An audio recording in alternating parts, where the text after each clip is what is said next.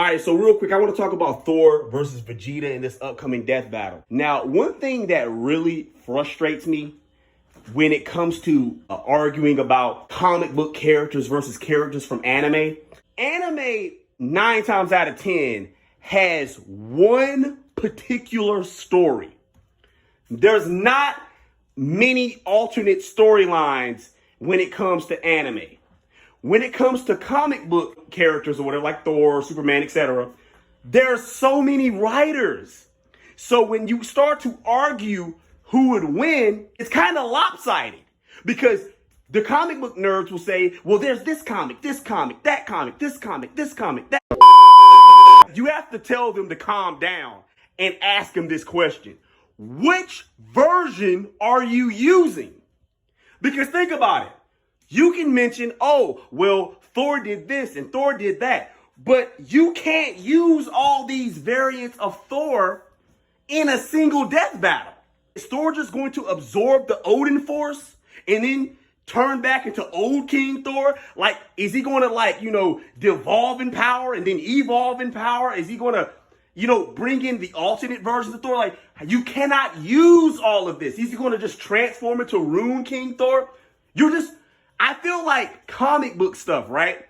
It's just so sporadically spread out. If I had a handful of magazines and threw them all over the floor, and they just spread all out over the floor, to me, that's what comics are.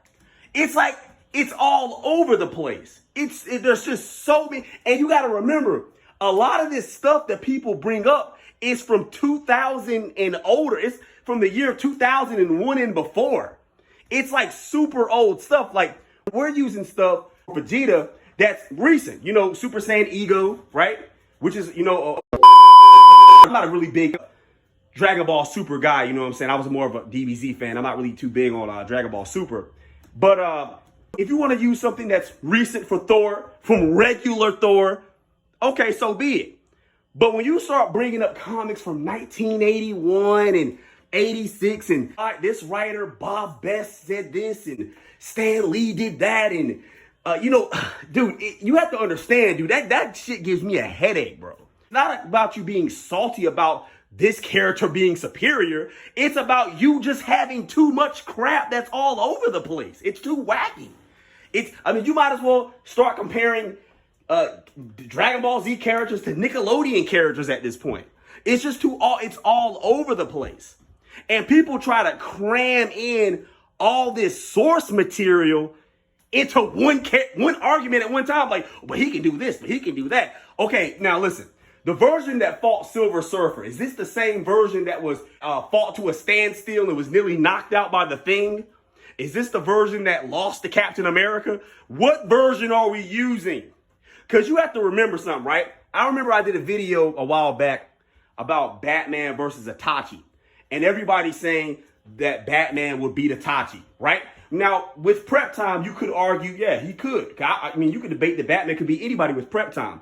But you also have to look at the characters that Batman has lost to, like the mutant leader. He was knocked out by regular gangsters in the street.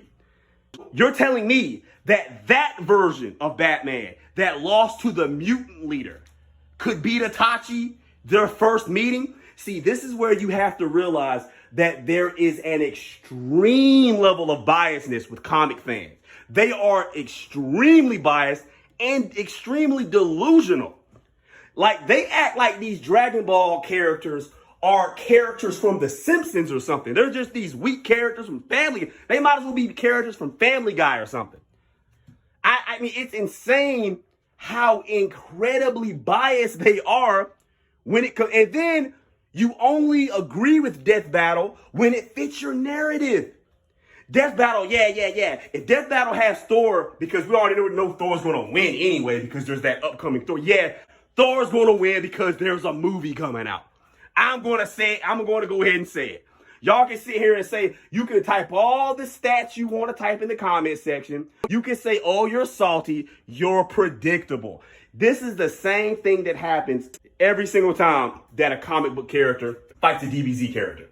Every single time. Now, y'all were complaining and talking about, oh, you're so inaccurate, Death Battle, when Broly beat the hell out of Hulk in Mortal Hulk, which also doesn't make much sense, right? So Broly's this much stronger than Hulk, but supposedly the guy that went toe-to-toe, I mean, yeah, he had help from Goku, but went toe-to-toe with Broly, was taking his blows and everything, is going to get absolutely stomped by Thor.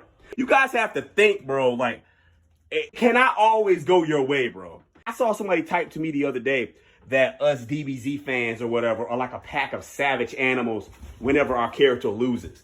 I'd say it's the exact opposite.